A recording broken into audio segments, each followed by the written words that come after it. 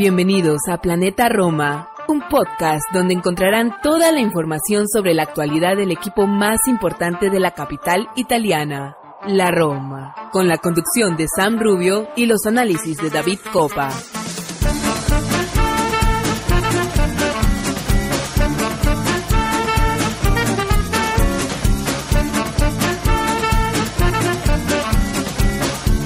Hola a todos, tifosi y giallorossi, soy Santi Boys y esto es un nuevo programa, una nueva entrega de Planeta Roma Podcast.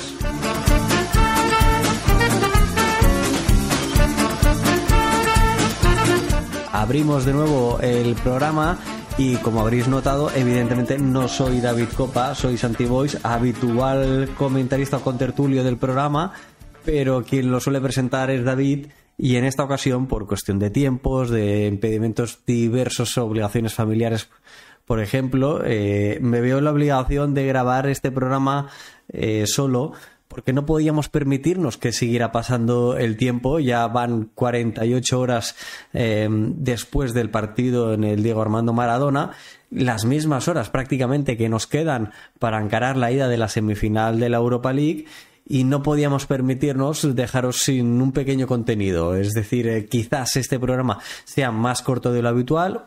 Espero que no más tedioso el hecho de tener una única voz, pero al menos que podáis conocer nuestras apreciaciones al respecto del partido que dejamos atrás y del que estamos por encarar. Pero antes que nada, lo primero que debemos hacer es dedicar no solo este programa, sino muchos más, porque se lo merecen realmente, a las campeonas de Italia, al equipo de Alessandro Spugna, al Roma Femminile, a la cabeza con Emanuela Giuliano, Elena Linari, Valentina Giacinti, todas sus compañeras. Este fin de semana y desde su casa se proclamaron campeonas de la Serie A. Y es que hicieron una primera etapa, digamos, de campeonato, una fase regular excelente. En aquella fase ya la concluyeron en las 18 jornadas con tan solo una derrota, la cosechada en el Arena Civica de Milano ante el Inter. 11 goles en contra, 51 a favor, 51 también las unidades en puntos, aventajando a la Juventus en un total de 8 unidades, con lo cual era una primera vuelta de campeonato muy muy buena. E insisto que tan solo la Fiorentina y la Juventus seguían de cerca a la Roma, pero lo hacían tímidamente. Y ha sido en esta ronda de campeones que le han denominado, integrado por los 3 equipos junto con el Inter y el Sassuolo, donde a 4 jornadas vistas, con 4 jornadas de antelación, la Roma se proclama campeona. 22 partidos jugados en total. Se ha sumado un empate más, es decir, son 20 partidos ganados, 20 empates un empate y una derrota, para un total de 61 puntos, 11 de ventaja con el Juventus, que incluso ya tiene un partido más jugado. Como perdió la Juventus en el pasado fin de semana su partido contra el Inter por 0-2, una derrota inesperada para las bianconere, la Roma se logró proclamar campeona por segunda vez consecutiva. Es el segundo scudetto en fila del equipo romanista. Hay que celebrarlo. Ya teníamos la clasificación para la próxima edición de la Liga de Campeones en el bolsillo, pero solo nos faltaba cerrar este campeonato, que era evidentemente cuestión de tiempo. Así que nuestra más que sincera enhorabuena y nuestro orgullo por formar parte de la familia giallorossa y animar a este equipo cada fin de semana también. Un equipo que mañana va a jugar ya como campeonas contra el Sassuolo a las 3 del mediodía en Italia. Insisto, será el último o el primero de los últimos 4 encuentros que le quedarán de temporada regular, porque luego a finales de mayo tendrá pendiente la disputa de la Copa Italia contra la Fiorentina, uno de esos 2 equipos que más problemas le ha dado en el campeonato doméstico a nuestra querida Roma. Vaya por delante su mérito, su felicitación al equipo, como otras cuestiones que podéis encontrar, no lo olvidéis en absoluto, en planetaroma.net, como por ejemplo en las últimas horas salían noticias sobre un artefacto, un objeto. Se hablaba de una cañería, aún por determinar su época, en el terreno en el que se debe ubicar el estadio de la Roma, ese nuevo terreno en Pietralata. no a priori sobre el propio implante del estadio, pero sí en la zona de confluencia. Opciones hay muchas. Tantas como, por ejemplo, dotar a esa zona de cierta protección que evite el acceso de aficionados, hacerlo algo más turístico. Bueno, quizás viendo exactamente qué se puede extraer, no se puede extraer. Hay muchas opciones, ni mucho menos esto significa o quiere decir que el proyecto del estadio se vaya a detener. Pero insisto, información como esta la tenéis en planetaroma.net. Podéis acceder a las noticias a las últimas horas para estar bien informados. Dicho esto, ya nos metemos un poco en arena. Nos vamos al barro y hablamos de ese partido en Napoli que nos puede dejar un poquito de mal de sabor de boca, ¿no? Porque si yo mencionaba en el último programa a David con muchísimo optimismo, vamos a acabar la semana en cuarto lugar. Evidentemente no ha sido así. 34 jornadas disputadas de Serie A, quedan otras 4 para concluir la temporada. El Bologna nos aventaja en 4 puntos esta semana con 3 partidos sumamente importantes, o 2 partidos y medio, vamos a decir. Se ha saldado de forma demasiado equitativa. Hemos querido tocar todos los palos. La primera, la más dolorosa y la que más nos puede afectar, porque al fin y al cabo fue una derrota en el Olímpico ante el Bologna, un rival absolutamente directo que hace que se nos haya alejado. Luego recuperamos los 20 minutos restantes de partido que nos faltaban en el Friuli para lograr unos 3 puntos que los mencionamos aquí en el programa, y a enfocar ese partido del Nápoles con más ambición, ¿no? Con mayor optimismo. Sin embargo, nos traemos tan solo un punto de Nápoles, de la ciudad partenopea, que quizás nos sepan a algo insuficientes a nivel clasificatorio. Ahora mismo el Inter, que ya es campeón, también hay que decirlo, después de ganar su derbi contra el Milan, 89 puntos, son 19 puntos más que el Milan. Evidentemente ganador absoluto de esta Serie A, con todo el mérito y sin ninguna objeción. Nadie ha sido capaz de plantarle cara a este Inter. La mejor plantilla, sí, pero también luego hay que demostrarlo en el terreno de juego, y creo que así lo han hecho. Tan solo han perdido un partido de 34. Muy buenos números para este Inter, que seguramente va a seguir creciendo, como dicen en Italia, parámetro cero, ¿no?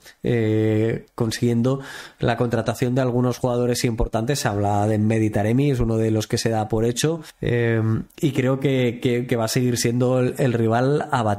El Milan se ha quedado prácticamente en tierra de nadie con esos 70 puntos. La Juventus con 65 puntos, ya muy cerca de ello con 63 el Bologna, esa tercera plaza a la que incluso podría escalar el Bologna de Thiago Motta, un Bologna que tiene toda la pinta de ser desmantelado, porque lo que sí que es evidente es que van a jugar competición europea. Matemáticamente ya lo han certificado. Ahora falta saber cuál de ellas va a disputar la próxima temporada, pero vamos, una hecatombe debería ocurrir para que no fuera la Liga de Campeones. Insisto, 65 puntos Juve, 63 puntos Bologna. Nosotros, la Roma, con 59, cerramos las 5 plazas ya definitivas para la Liga de Campeones. Tenemos un problema, y el problema es la Atalanta. Es el principal problema que tenemos. Con 57 puntos y un partido menos, ahora mismo nos podría adelantar. Eso sí, en el caso de ganar su partido contra la Fiorentina,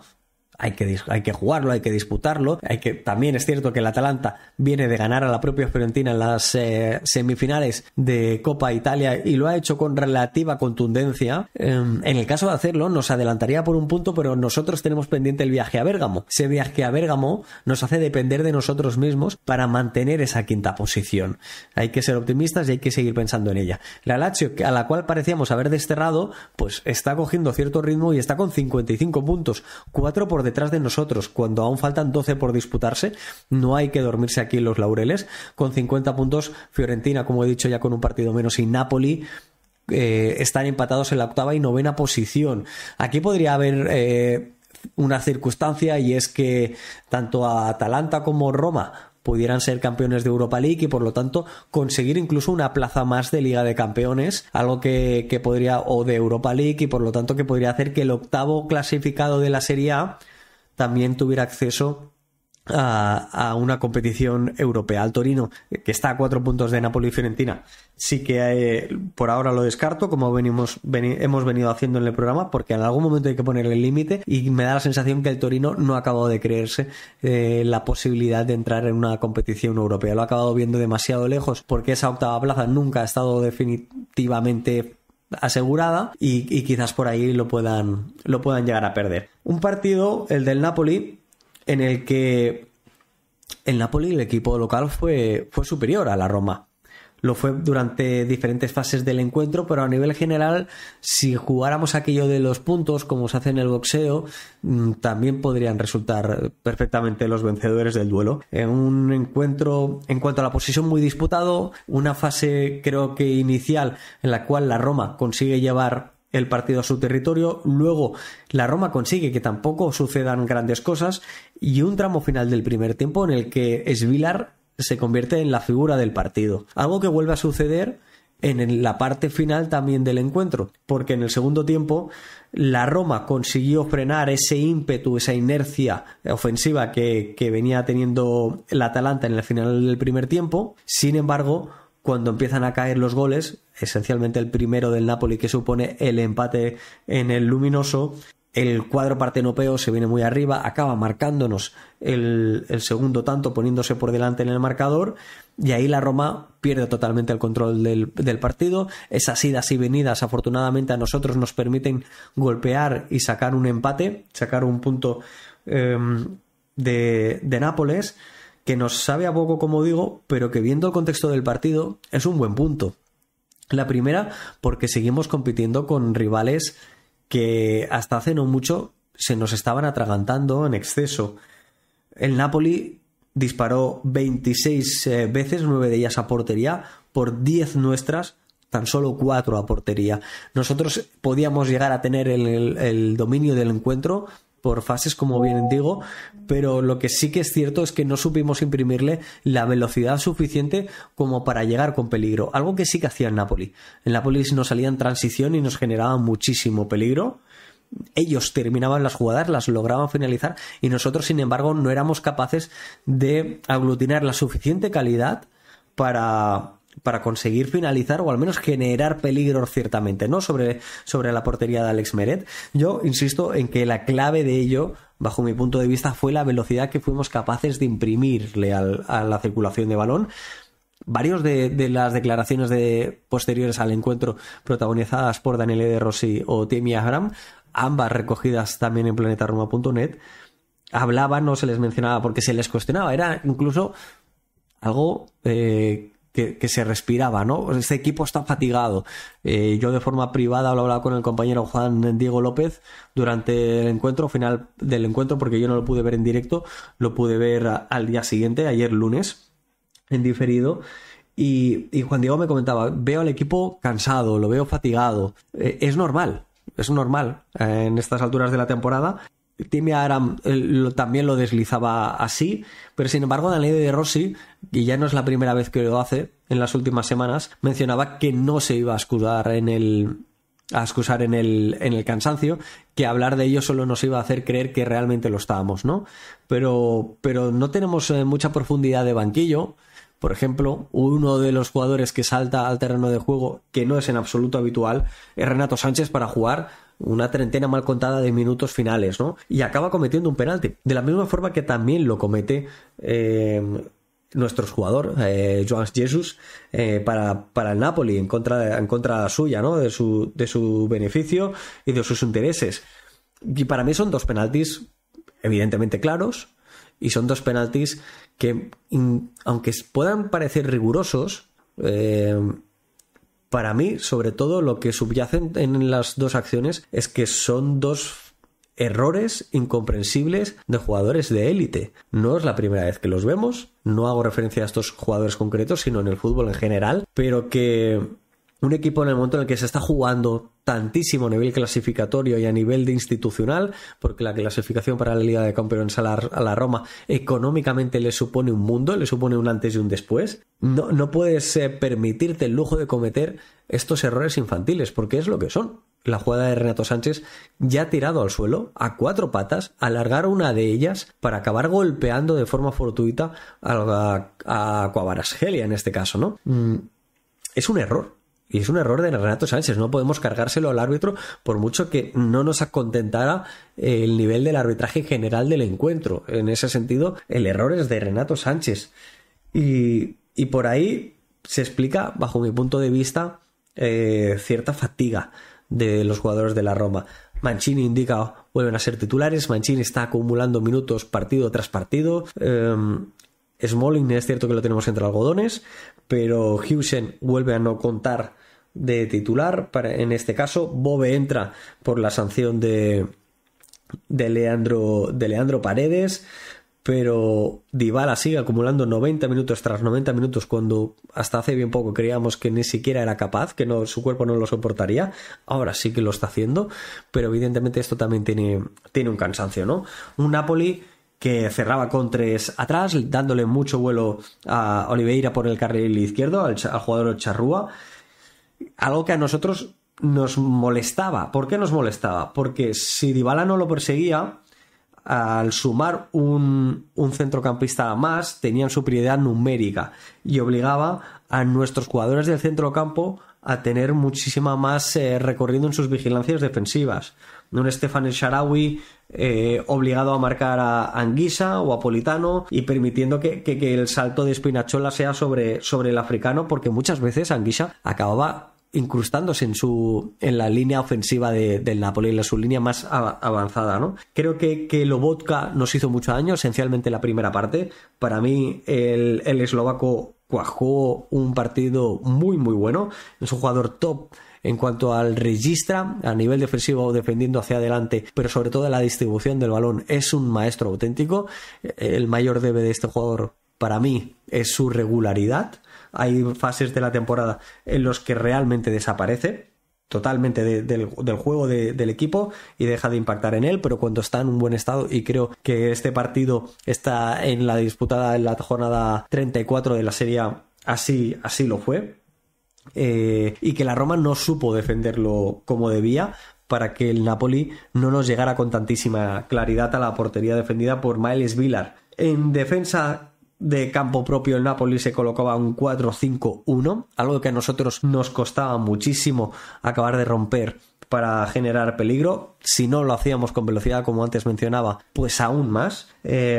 Politano estaba muy metido por dentro, Anguissa saltaba con muchísima intensidad sobre el poseedor del balón. Sí que conseguíamos agitar un poco esta situación cuando Dybala se metía por dentro, liberando a Cristante, pero insisto en que jugábamos realmente lentos. Con la entrada de Angelino en el minuto 61, que lo hace por Stefan El Shaarawy, la Roma se posiciona en un 4-4-2 bastante claro, con Azmoun y Dybala en ese momento. 8 minutos después Azmoun es sustituido por Abraham en punta, Bove ocupando el extremo derecho, vamos a decir, y Angelino el extremo izquierdo, pero siendo bastante más cerrados, intentando defenderse muchísimo más, porque el Napoli nos golpeaba con muchísima intensidad. En ese sentido, sí que creo que merece destacar la participación de Ndicka. La primera porque afortunadamente lo volvíamos a ver sobre un terreno de juego después del susto que protagonizó semanas atrás en Udine, en el partido contra Udinese, y debido a esos golpes, a esos traumatismos, tener las fibrilaciones pulmonares que le causaron un susto mayúsculo tanto a él como a sus compañeros y a todos los que presenciábamos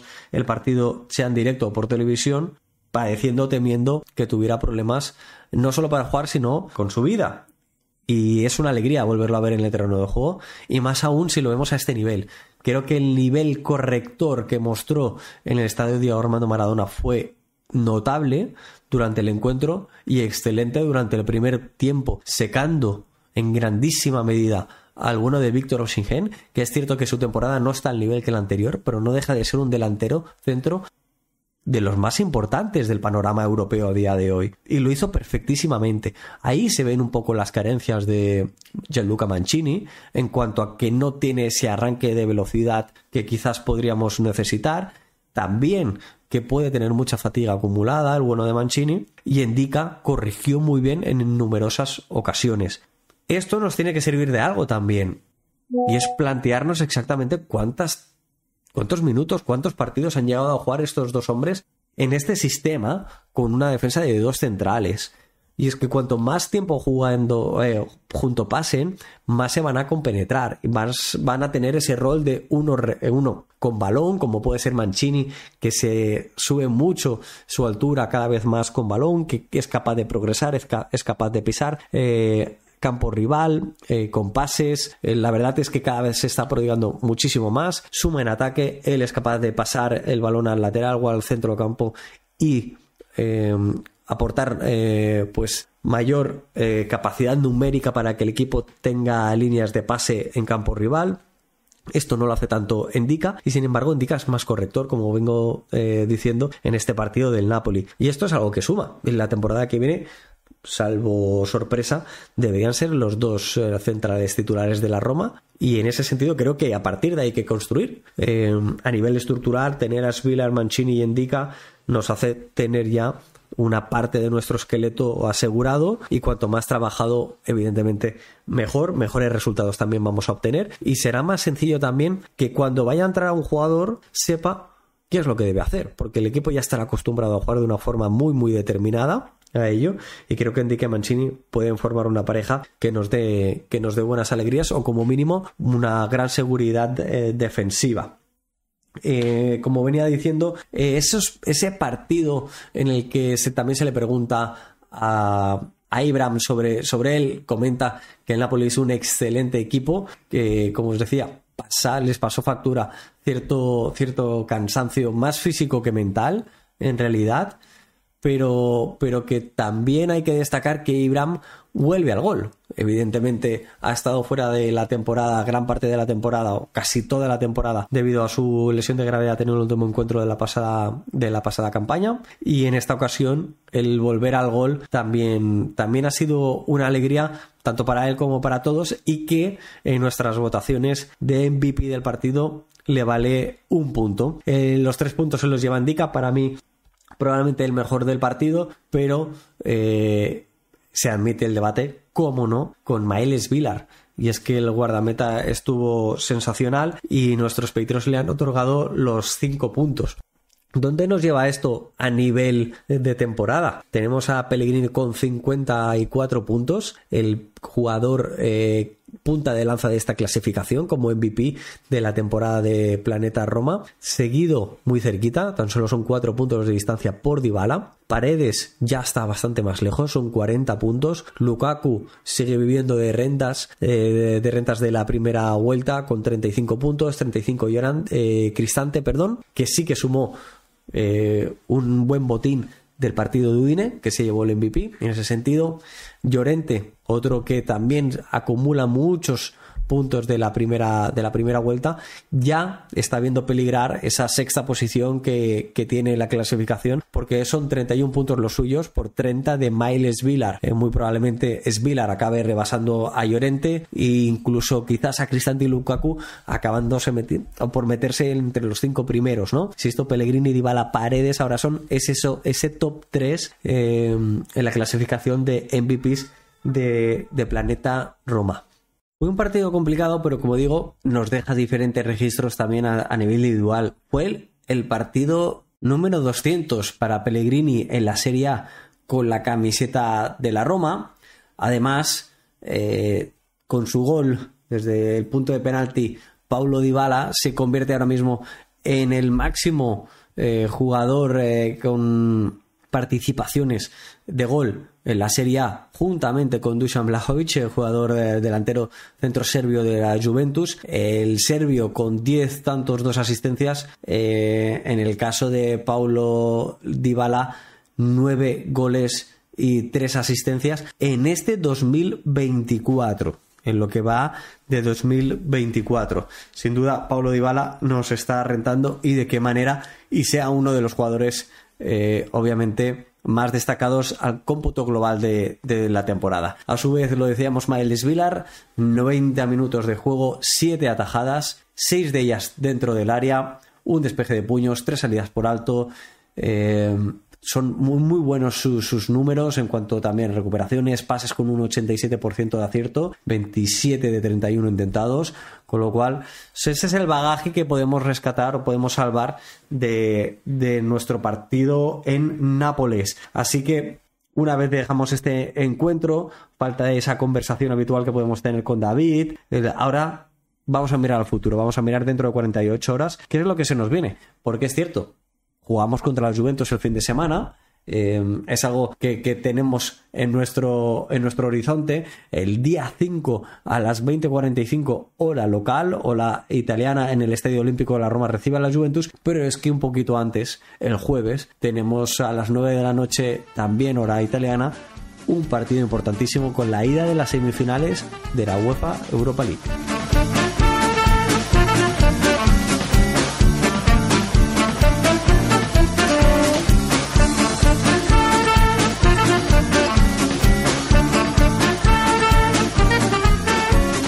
Un encuentro al que nos enfrenta al Bayer Leverkusen de Xabi Alonso, campeón de la Bundesliga, equipo que no ha sido derrotado desde el último partido de Bundesliga de la temporada pasada, es decir, están a prácticamente un mes de completar un año natural sin sufrir una derrota, tan solo empates y victorias para el cuadro de Xabi Alonso, como digo, para el cuadro de Leverkusen, y que se plantan en estas semifinales de la Europa League con el título de campeones en la Bundesliga ya bajo el brazo. En sus más de 100 años de historia es la primera vez que lo consiguen y bueno, pues están de fiesta, pero es que quieren seguir estando de fiesta, dado que en los últimos encuentros, tanto contra el Dortmund, contra el Stuttgart, que son si no me equivoco, el tercero y el quinto, hablo de memoria,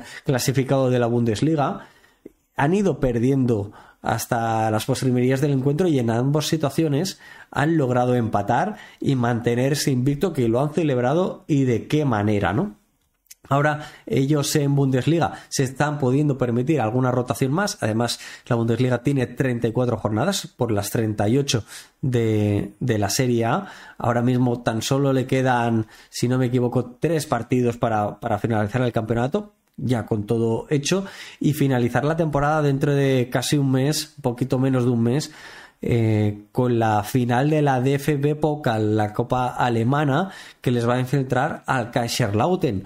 Un equipo que, aunque a muchos, los más viejos del lugar, como soy yo, les pueda sonar, el Kaiserslautern no juega a Bundesliga. El Kaiserslautern es un equipo de segunda división en la cual tampoco va extremadamente sobrado, ni mucho menos. Ahora mismo es el equipo que marca la salvación en la segunda Bundesliga, la Zweite Bundesliga. Es el 15º con 33 puntos, tan solo uno más que el Wegen, que ya está en zona de promoción de descenso, y 2 por encima del descenso directo.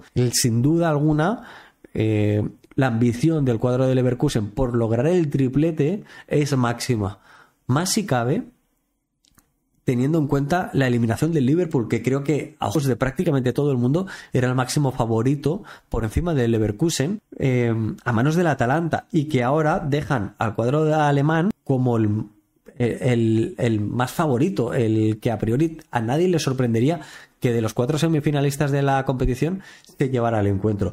Para mí es el favorito también, no solo para la competición, sino obviamente también para la semifinal. Eso sí, creo que la Roma tiene la capacidad suficiente como para hacerle daño, como para hacerle cosquillas como mínimo, y cuestionarse muy, muy, muy seriamente que sea Leverkusen quien acabe pasando a la final de la UEFA Europa League. Vamos con 4 o 5 detalles del cuadro germano de Renania-Westfalia para que todos sepáis a quién nos enfrentamos, cómo juega este cuadro de Leverkusen. Lo primero de todos es repasaros un once tipo. Lo habitualmente sería Thomas Radecki, el jugador ya capitán y que lleva muchas temporadas en el Leverkusen, el integrante o el guardameta del Leverkusen, pero en esta competición lo está haciendo Kovar, con lo cual va a ser el habitual suplente en Bundesliga quien ocupe la guardameta del cuadro de Xabi Alonso. Siempre defiende con tres defensas,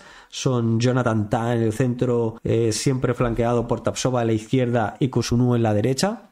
Insisto, esto es un 11 tipo. Ahora vamos a ver qué más nos podemos encontrar además de Kovar en la portería en cuanto a cambios. 2 carrileros, por la izquierda Alejandro Grimaldo, el español, y el neerlandés Frimpong por la derecha.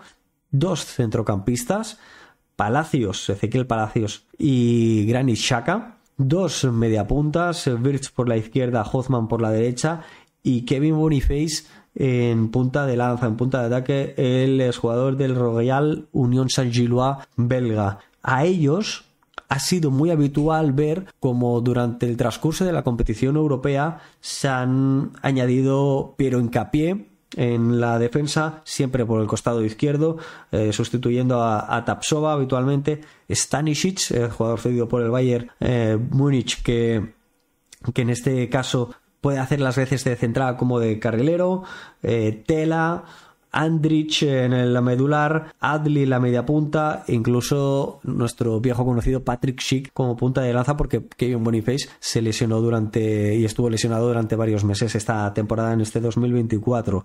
Insisto, estos son los habituales, los que pueden jugar. Ellos no tienen sancionados, nosotros sí que tenemos a Čekić Celik. Entre algodones llevamos a Smalling y a Lukaku, que previsiblemente sí que van a poder participar en el encuentro. No sabemos si titulares o no. Y ellos tienen a priori una pequeña duda con Jonathan Tah, que sí que parece que pueda llegar, y luego de Adam Hosleck y de Borja Iglesias, 2 atacantes. Hay que tener claro que es un equipo que gusta de tener el balón, que gusta de jugar en campo rival. Para eso, para tener esa posesión, también es muy característica su presión alta. A veces puede defenderse con un bloque medio, pero trabajan muy bien la presión alta. Se moldea muy bien. Esto quiere decir que juegan muy en función del rival. Y 2-3 características más antes de mencionar los nombres que a mí me resultan más destacados en una competición que, como todos los que sois habituales de Planeta Roma Podcast ya sabéis, para mí la Bundesliga es una de las mejores y es de las que más disfruto, y por lo tanto obviamente el Leverkusen está entre ellos. En inicios o reinicios de juego suele jugar con un 4-2, es decir, 4 defensas y los 2 mediocentros que antes hablaba, Xhaka, Palacios, que aunque pueda entrar aquí también Andrich, lo hace de tal forma que esto es muy parecido a lo de la Roma, porque en su caso Frimpong y Grimaldo tienen diferentes alturas jugando como carrileros. Grimaldo juega mucho más de lateral izquierdo, mientras que Frimpong es más extremo derecho, y Grimaldo forma parte de esa línea de 4, llevando a Kusunu al lateral derecho. Tiene piernas de sobra para ello el jugador del Leverkusen, y formando esa línea de 4 que se relaciona muy bien con los dos centrocampistas. Por ahí siempre buscan atraer la presión del rival, una presión que la Roma con Daniele De Rossi es cierto que ha mejorado, ha subido enteros, pero tampoco somos brillantes en ese sentido como necesitaríamos para realmente incomodar la salida de balón del Leverkusen. Atraen, encuentran el hombre libre, y si no son capaces de encontrarlo, juegan mucho con el alejado, que más allá de Boniface tiende a ser Frimpong por el costado derecho. Frimpong lo mencioné en el programa justo cuando superamos la eliminatoria ante el Milan y supimos que el Leverkusen sería nuestro rival.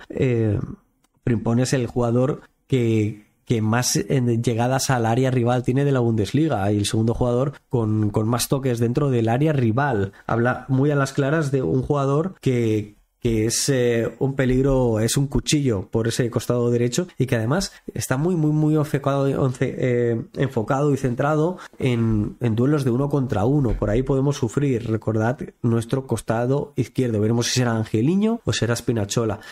Angelino no partió como titular, como sé que lo hizo el italiano contra el Napoli, y por ahí podemos tener alguna pista. En transiciones hacen algo muy similar a lo que la Roma ha hecho en ocasiones. Si recordáis, lo hemos mencionado, Paredes yéndose entre centrales y esto permitiéndole generarle cierto espacio a Dybala que acuda al centro del campo. Ellos esto también lo hacen mucho. En este caso suele ser Xhaka o Ezequiel Palacios quien vaya entre centrales, y Florian Wirtz quien ocupe esa zona en la medular para tener más protagonismo en esa salida de balón, en esa transición. Como lanzador, Kusunu se va al lateral derecho, como he dicho. Eso se lo permite en la altura de Frimpong, que juega muy en última línea del Leverkusen. Y un tercer hombre, también, como mencionaba antes, jugando con Boniface de cara, permitiendo que ese centrocampista, ese mediapunta, que le deje el balón, le pueda lanzar a un tercer hombre que ya una vez Boniface está recibiendo el balón, ha arrancado su carrera. Ahí nos pueden hacer muchísimo daño. Sus carrileros son sus principales armas. Antes mencionaba el tema de las alturas distintas, los distintos roles. Un Alejandro Grimaldo mucho más asociativo, Frimpong mucho más enfocado a definir las jugadas, pero sobre todo porque juegan mucho con centros laterales. Ahí sí que juegan con... son sobresalientes, tienen una virtud enorme en saber, como antes os decía, mantener la posesión en campo rival, llegar por los costados y poner centros muy peligrosos, hundiendo las defensas. Esto la Roma hasta no hace mucho lo defendía realmente mal, se hundía en exceso, liberaba la frontal del área y ahí el Leverkusen ataca muy bien esa zona. Normalmente Boniface arrastra el primer palo, el segundo palo es el carrilero opuesto quien acaba ocupando esa zona de llegada, la portería rival, y el punto de penalti, el balcón del área, lo atacan fenomenalmente bien, con Granit Xhaka, con Florian Wirtz, con Hoffman, que a mí personalmente es un jugador que me gusta mucho. Tienen muchísima pólvora. Esto a grandes rasgos es un Bayer Leverkusen que, si yo tuviera que quedarme con 3 jugadores, la verdad es que lo tengo muy claro, pese a que es un grandísimo equipo con mucho trabajo a las espaldas y con muchas posibilidades de hacerte daño, porque fijaros todo lo que he mencionado a Frimpong, pues yo no me quedaría con Frimpong, yo me quedaría en primer lugar con Florian Wirtz. Para mí anularlo o minimizarlo es una de las claves por parte de la Roma, un jugador que en la zona intermedia entre líneas, en la media punta, es diferencial y que te puede definir y resolver un partido con su calidad, más filtrando que encarando portería. En segundo lugar, yo me quedo con Alejandro Grimaldo. Como lateral izquierdo, carrilero izquierdo, es capaz de asumir muchísimos roles dependiendo de su rival. Suma en ataque, muchísimo en ataque, pero también es muy equilibrado en defensa. Y por último, con Granit Xhaka. Para mí, un líder también dentro del vestuario y del terreno de juego para el Leverkusen. Creo que es la extensión de Xabi Alonso en el terreno de juego. Sin ir más lejos, esta semana hemos podido ver imágenes suyas en X, en Twitter, como está haciendo el curso de entrenador de la UEFA, y creo que Xhaka con su lectura de juego es una de las claves, uno de los elementos principales de este Leverkusen y que lo hacen tan sumamente peligroso. Hoy ya os lo he dicho, es muy complicada la eliminatoria, pero la tenemos que afrontar como confianza, como vengo diciendo también en los últimos programas. No sé cuáles son vuestras opiniones, las podéis dejar en comentarios, si las podemos leer en el próximo programa de cara a las semifinales. Si escucháis esto antes, fenomenal, lo podéis escribir. Si lo escucháis después, también merecerá la pena conocer todas vuestras opiniones. Como dice también David, si habéis llegado hasta aquí, agradecemos siempre vuestros likes, vuestra escucha, vuestra reproducción. Para nosotros es muy importante, es lo que nos hace crecer, llegar a más gente, y espero que no haberos aburrido mucho en este programa que he estado yo solo. Ya empiezo a notarme la voz un poquito más cascada, así que lo dejamos aquí, este programa 245 de Planeta Roma Podcast. Muchísimas gracias por haberme acompañado en él y hasta la próxima. Forza Roma.